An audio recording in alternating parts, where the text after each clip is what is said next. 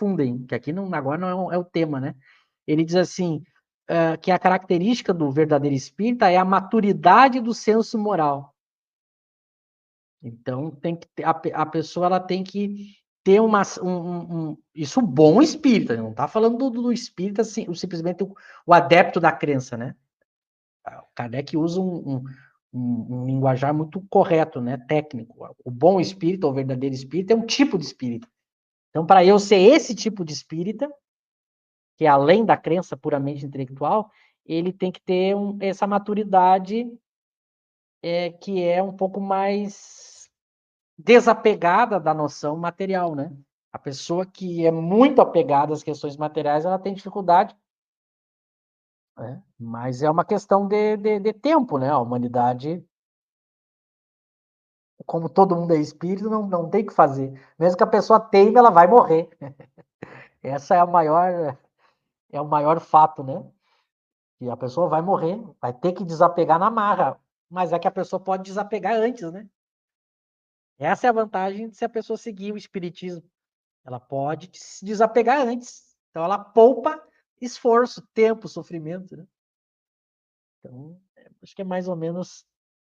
Acho que essa reflexão ajuda muito, né? O que mais que tem aí, Eric? Eu tô falando, Aqui eu não o tô... Alex. Eric, as pessoas vão ver tudo o que estamos pensando, até mesmo o que fizemos quando tínhamos certa imaturidade espiritual. Com certeza. Não tem nada que fique escondido, né? Não tem nada que fique escondido. Mas Kardec pergunta, tem uma pergunta na... Agora eu não lembro aonde, eu não gosto disso, mas vocês vão ter que confiar em mim. Se alguém lembrar, coloca aí.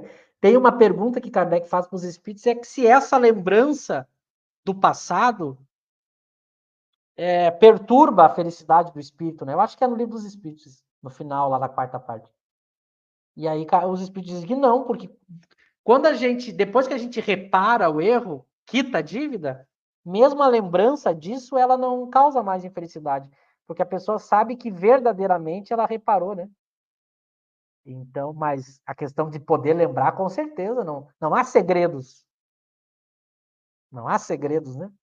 Tudo aquilo, tudo aquilo que a gente fez ou faz, os espíritos estão sabendo, todo mundo vai lembrar, vai saber, né? Não há como mentir. Por isso, justamente, existe o esquecimento do passado aqui na Terra, né?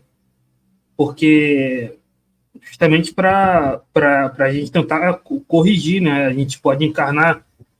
Imagina se a gente fosse lembrar de tudo como a gente lembra no mundo espiritual, a gente não ia conseguir, né?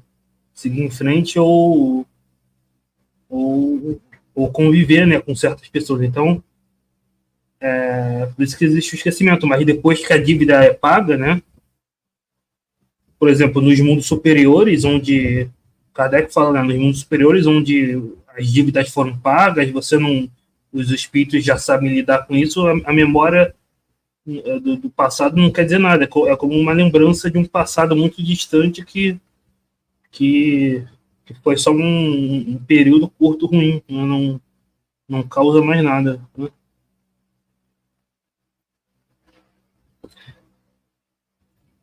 Coloca mais aí, vamos aproveitar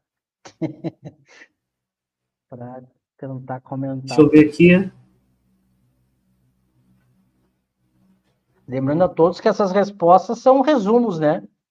Não, não dá para considerar substituir o estudo, mas a gente está aproveitando para... Uma vez eu estava num lugar em sonho que trazia profunda angústia. Aí eu me esforcei a pensar em outra coisa e o cenário se modificou. Estaria eu agindo com o espírito? Então, essa questão do sono, ela é difícil da gente saber exatamente se é isso ou não, né?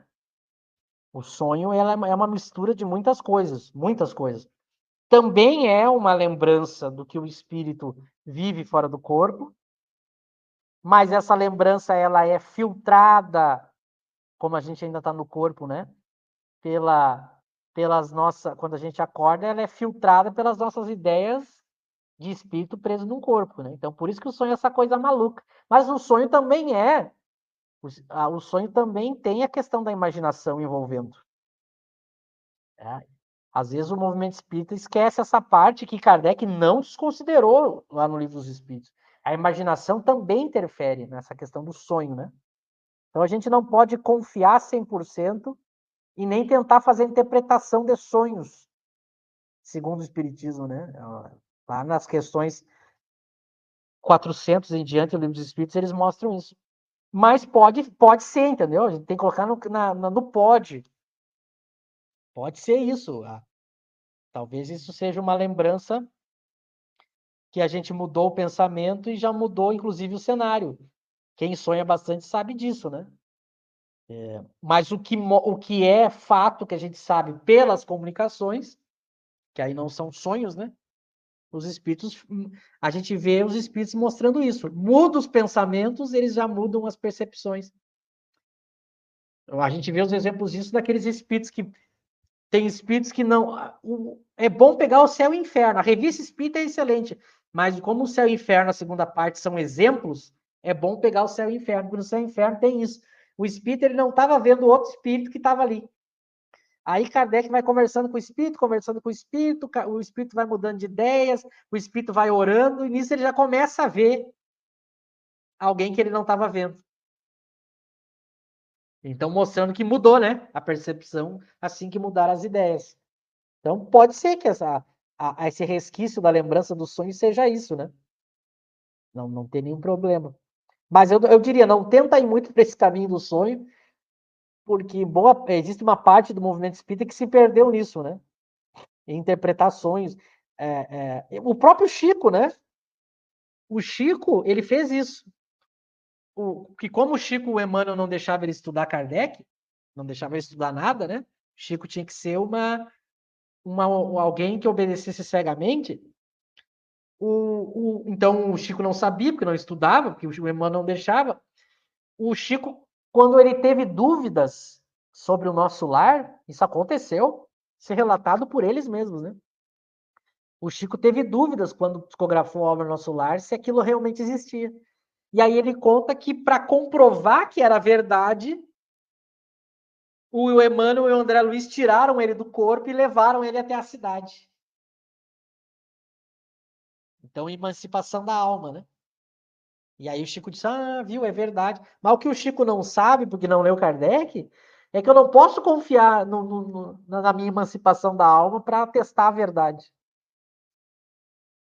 Porque tem o processo da imaginação e das crenças que atrapalham nas visões que eu tenho, e também a influência dos pensamentos justamente do interessado, né? Que a obra continuasse, que era o André Luiz.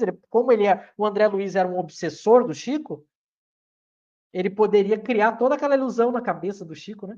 Para o Chico enxergar aquilo como realidade. Então eu não posso tentar criar doutrinas a partir dos sonhos. E tem muita gente no movimento espírita e fora que a base dos relatos que eles dão porque eu saí do corpo, e o pessoal dá nomes, né? Minha projeção astral, que não sei o quê. E as pessoas acham, meu Deus, olha tudo que esse cara está descobrindo. Conversa fiada, não estudou ciência espírita. Eu não posso confiar nos sonhos para ter critério de verdadeiro ou falso da realidade do mundo espiritual. Kardec soube disso já na época dele e não cometeu esse erro, que hoje o pessoal comete, mas não leu Kardec, né? Pode falar aí. Isso é muito bom. Isso é muito bom que você lembrou. Muita gente argumenta sobre colônias com base nisso, né? Não, eu sonhei, né? Só que o sonho, né?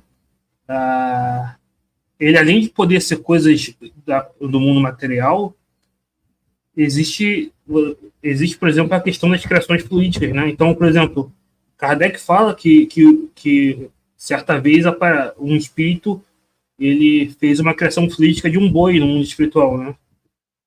Mas não é que tinha um boi ali, o princípio inteligente não fica no mundo espiritual, era uma criação fluídica, né?